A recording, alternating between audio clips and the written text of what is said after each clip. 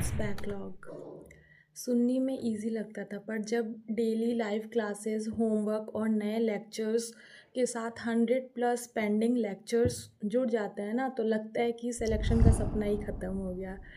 कुछ ऐसे ही मेरे साथ भी हुआ। मुझे भी लगता था कि मैं कवर नहीं कर पाऊँगी। हर दिन गिल्ट होता था कि सिलेबस पीछे छूट रहा है।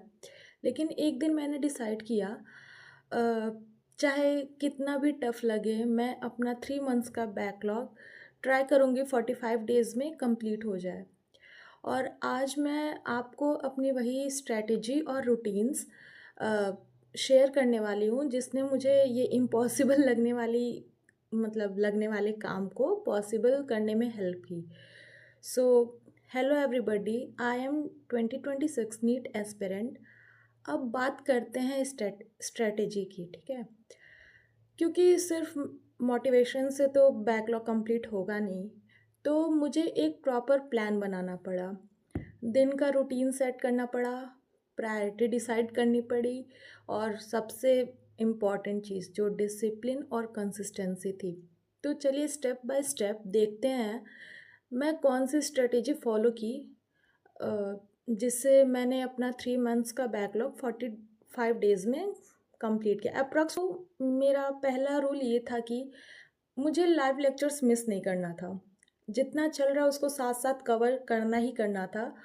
और उसके बाद मेरा डेली का टारगेट रहता था कि हाँ, मुझे 5 लेक्चर्स बैकलॉग के ख़त्म करने हैं।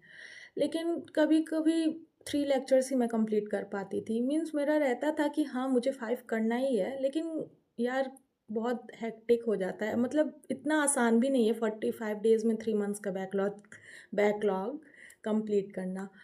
तो लेकिन इम्पॉसिबल भी नहीं था, कुछ ना करने से अच्छा है कुछ कर लो। तो मैं 3 मंथ्स का बैकलॉग सिर्फ़ 45 डेज़ में कंप्लीट की। और लेकिन हाँ, मेरी कंसिस्टेंसी मेंटेन रहती थी। भले मैं 3 लेक्चर्स ही करती थी, लेकिन मैं कभी रूटीन को नहीं तोड़ती थी। तो डीपीपीज़ का टाइम तो नहीं मिलता था मुझे, तो मैं लेक्चर्स का रिवीज़न करती थी और उसके साथ जो क्वेश्चंस डिस्कस होते थे क्लास में, उसको मैं देख लेती थी। तो फिर इससे मेरा बैकलॉग का थो थोड़ा-सा स्पीड भी तेज़ हुआ, और फिर मैं बताती हूँ कि मैंने सब्जेक्ट वाइज़ कैसे कंप्लीट किया, ठीक है? फ़िज़िक्स मैं एमआर सर से पढ़ती थी, मीन्स पढ़ती हूँ। तो फ़िज़िक्स में मेरे एप्रॉक्स ये बेसिक मैथ्स और ये क्या कहते हैं वेक्टर को छोड़ के यूएनडी एंड 1D एंड 2D को मिला के मेरे एप्रॉक्स 41 लेक्चर के आसपास मेरे बैकलॉग थे, ठीक है? तो मैंने बेसिक मैथ्स और वेक्टर भी कंप्लीट किया, बट मैंने सर के backlog detailed backlog lecture sir ने डाला था ये पीडब्ल्यू के बैच में, ठीक है?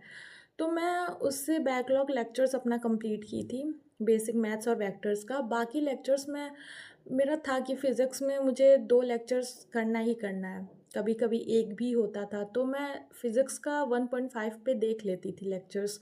केमिस्ट्री का भी ऐसे ही था। एप्रॉक्स केमिस्ट्री में मेरे 50+ लेक्चर्स थे पेंडिंग में। अमित सर से मैं पढ़ती थी। तो फिर मैं केमिस्ट्री का भी 2 चैप्टर टारगेट लेकर चलती थी कि हाँ, केमिस्ट्री भी मुझे 2 लेक्चर्स कैसे भी कंप्लीट करने हैं। तो केमिस्ट्री भी मैं 1.5 पे ही देखती थी स्पीड।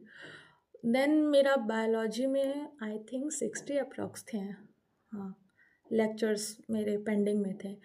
तो मैंने ऐसे ही 1 लेक्चर बायो के और 2 lecture chemistry and 2 lecture physics के लेकर चलती थी। एंड धीरे-धीरे यार, जब अपने टारगेट लिस्ट पे यानी टू डू लिस्ट को जब मैं मार्क करने लगी, जब क्रॉस करने लगी कि हाँ, चलो धीरे-धीरे मैं कंप्लीट कर रही हूँ लेक्चर्स, तो वो अलग ही सैटिस्फैक्शन और कॉन्फिडेंस बिल्डअप कर रहा था। देन मेरा ऐसे ही धीरे-धीरे मैंने कंप्लीट किया, और आज मेरे बैकलॉग लेक्चर्स कंप्लीट हुए हैं। सो यार देखो, मैं यही कहूँगी कि कुछ ना करने से अच्छा है डीमोटिवेट फ़ील मत करो, बस स्टार्ट करो, कहीं न कहीं कभी तो कंप्लीट होगा, मीन्स एग्ज़ाम से पहले तो कंप्लीट हो ही जाएगा। तो एक टारगेट सेट करके रखो, ठीक है? और इतना करो कि हाँ, अगर मैं टारगेट सेट कर रही हूँ तो मुझे वो कैसे भी कंप्लीट करना ही करना है, ठीक है? तो thank you, hope so you all are doing best. So मिलते हैं नेक्स्ट वीडियो में। Thank you, bye bye.